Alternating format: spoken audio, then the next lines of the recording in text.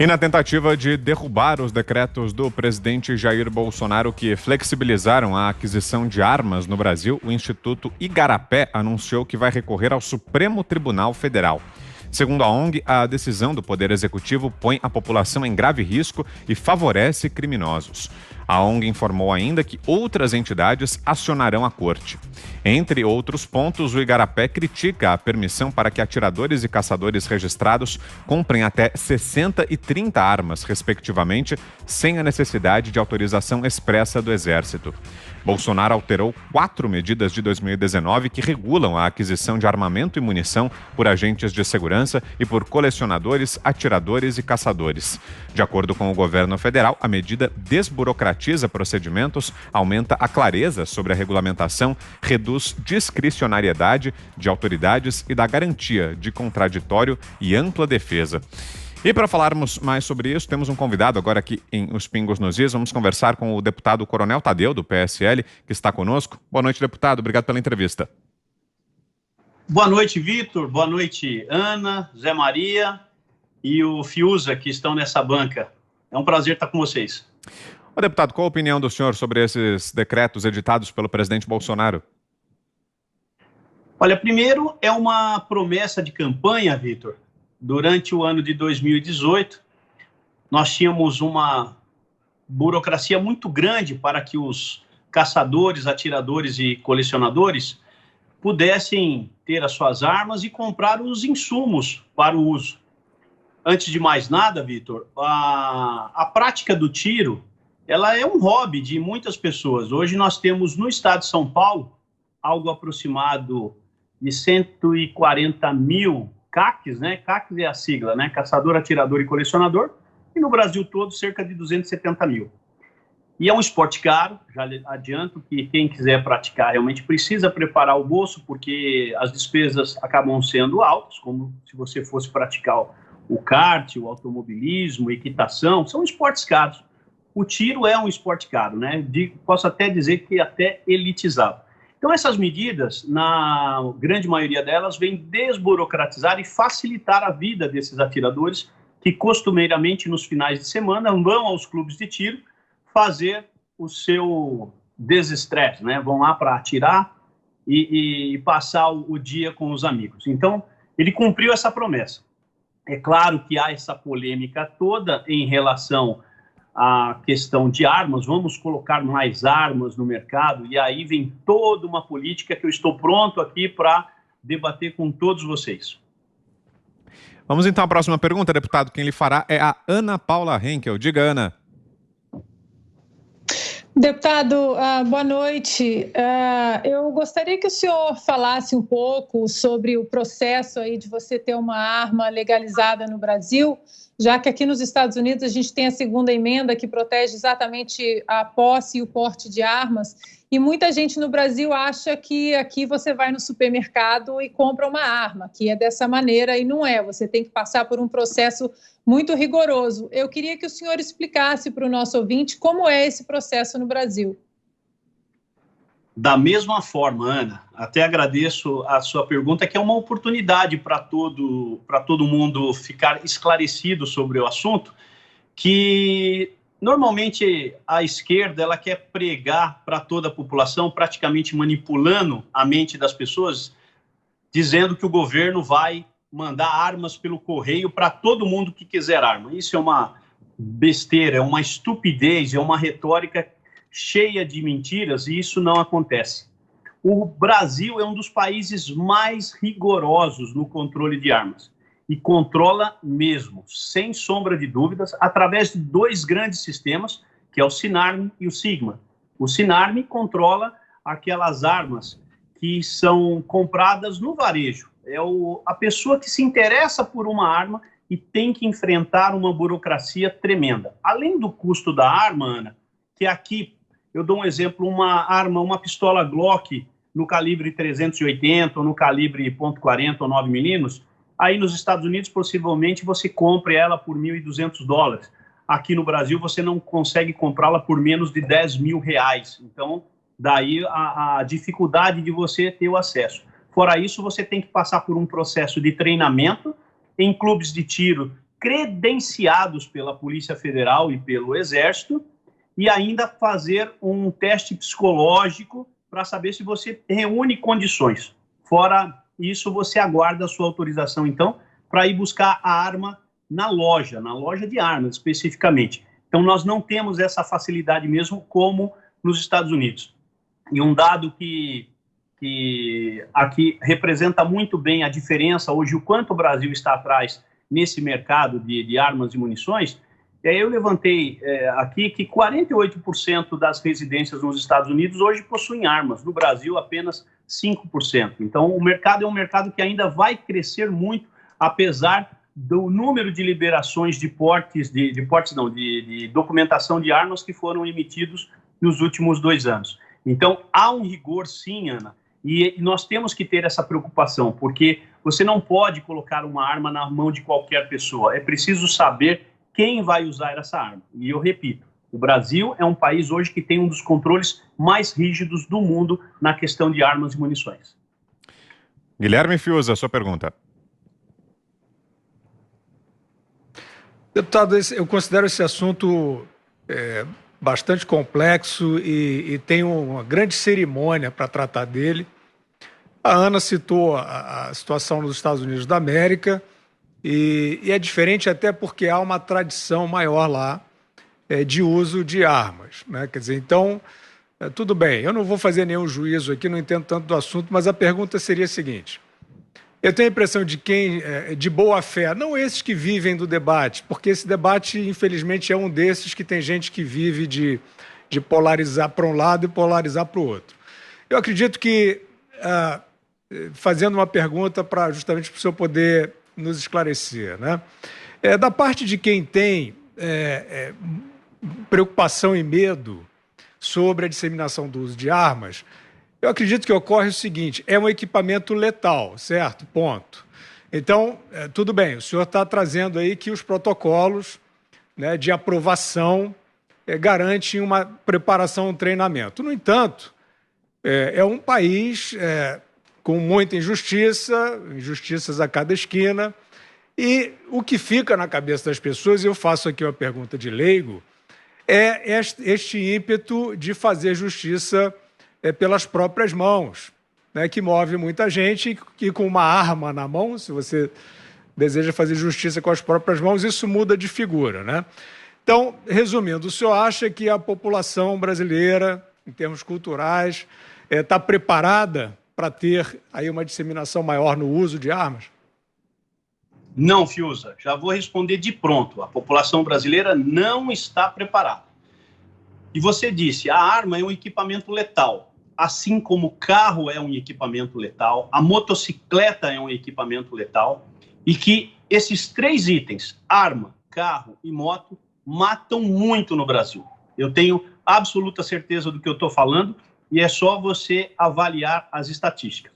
Mas a sua preocupação, ela procede porque é a minha preocupação como instrutor de tiro. Durante 30 anos da corporação, pelo menos 20, eu participei como instrutor de tiro, e não só dei aula dentro da corporação para os policiais militares, eu também fui para o lado de fora dos quartéis e dei muita instrução para as pessoas. E a principal recomendação que eu falava para eles: se você não estiver preparado para pegar numa arma, não pegue.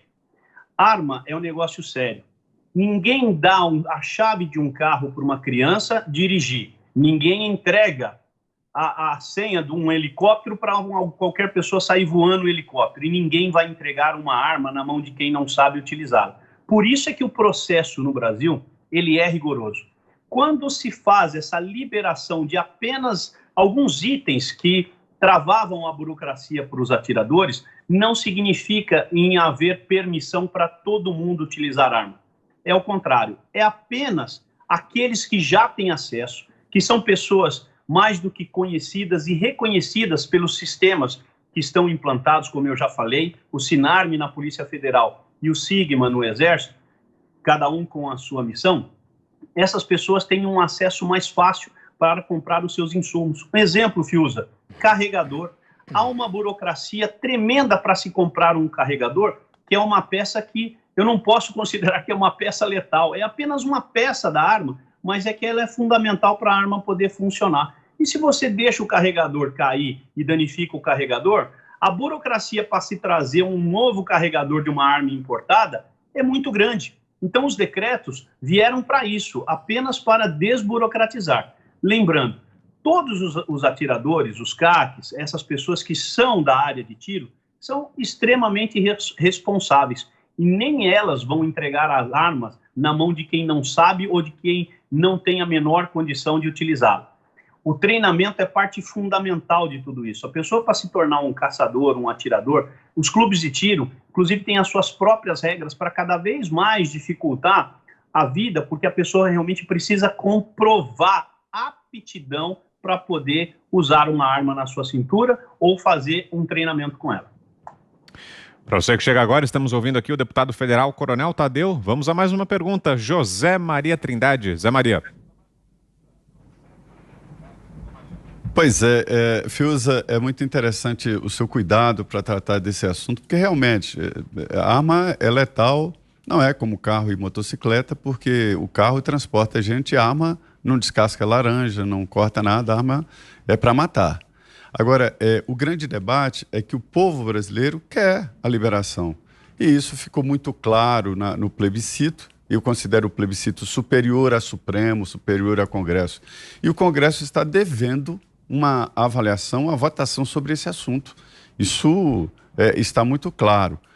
A minha pergunta eu defendo o direito de cidadão, isso é constitucional, o direito de cidadão se defender. Ele tem que se defender, porque as armas estão por aí. Eu queria perguntar como um profissional. Deputado, a gente sabe que mais armas na sociedade, isso representa também mais perigo para os policiais, né? Até na hora de abordar. Quer dizer, isso pode mudar um pouco também a cultura e o treinamento de policiais. Zé Maria, em relação à legislação, o Estatuto do Desarmamento, ele veio para simplesmente colocar a população à mercê dos bandidos. E em cima dessa frase, eu digo para você que o que nós vimos pelos números que são mostrados por diversos fóruns de segurança, e os números estão aí, às vezes uns conflitantes com os outros, mas os números mostraram uma verdadeira explosão do número de homicídios, em especial aqueles praticados por armas de fogo.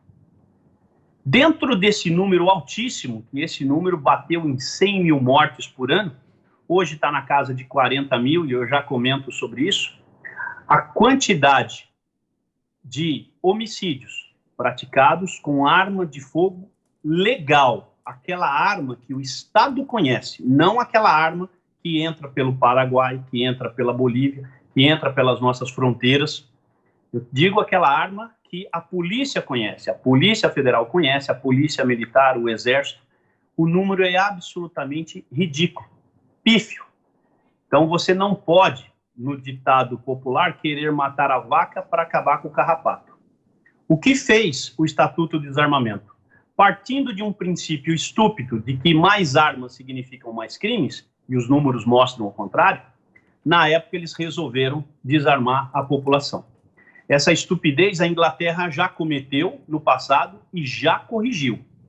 E o Brasil insistiu com isso no governo do PT, tentando carrear esse discurso desarmamentista.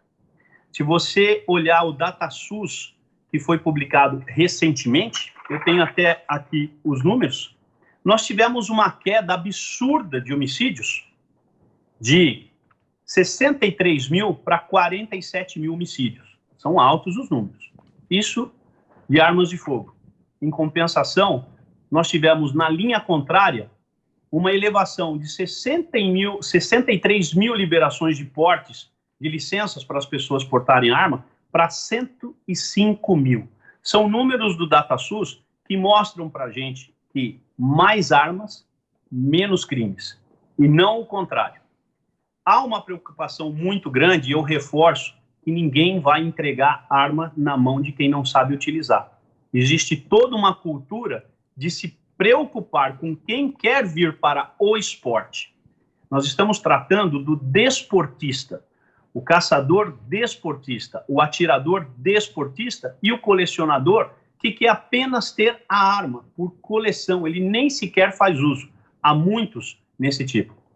Então, para que essa cultura não se desmonte, é que esses critérios são cada vez mais vigorosos, né? E nós estamos apenas lutando por uma desburocratização. As regras, elas se mantêm. Deputado, para fecharmos, uma última pergunta. Já há ameaça, e nós mencionamos isso aqui na abertura da entrevista, inclusive, de que o tema vá parar no Supremo Tribunal Federal e é possível que algum ministro derrube esse decreto editado pelo presidente Jair Bolsonaro. O deputado Marcelo Ramos, que é inclusive o vice-presidente da Câmara, também tem feito duras críticas a esse decreto do presidente, disse que invadiu a competência do Legislativo, que deveria ser uma decisão do Parlamento.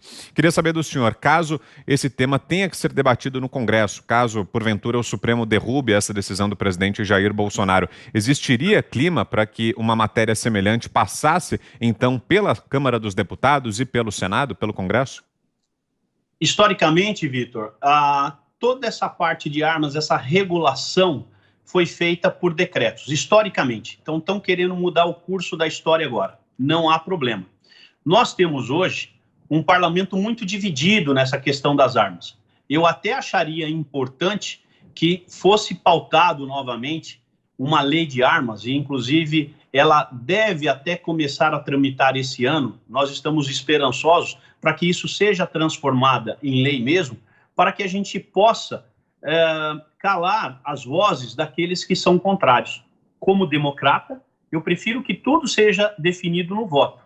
E nós, então, vamos brigar por uma legislação de armas mesmo, de verdade, que o Brasil ainda não tem, apenas alguns penduricalhos. Nós temos o Estatuto do Desarmamento e uma outra lei dispersa por aí que regula o assunto, mas seria muito interessante que a gente pudesse efetivamente, porque nesses 2 primeiros anos que nós, de mandato que eu tive, lá 2019 e 2020, infelizmente essa corrente armamentista, ela foi completamente tolhida pelo presidente da casa, o ex-presidente Rodrigo Maia. Nós estamos pleiteando que essa legislação de armas vá realmente para um debate, para uma comissão e principalmente por plenário, e ganhe quem ganhar, o voto está ali. Muito bem, nós ouvimos aqui então o deputado federal Coronel Tadeu, esteve conosco aqui em Os Pingos nos Is. Obrigado mais uma vez pela entrevista, uma ótima semana, boa sequência de feriado por aí, deputado. Até uma próxima. Obrigado, Vitor, Zé Maria, Ana e Fiuza, um abraço para todos vocês e a todos os nossos espectadores. Ana, você queria fazer um comentário a respeito desse tema, um complemento, é isso? Não, um complemento, uma pesquisa interessante que apareceu aqui nos Estados Unidos foi ainda quando Obama era presidente, em 2013, ele encomendou uma pesquisa aí ao CDC, né? Hoje a gente fala tanto aí no CDC durante a pandemia, e essa pesquisa, ela tinha um nome específico que era Prioridades de Pesquisa para Reduzir a Ameaça de Violência por Armas de Fogo.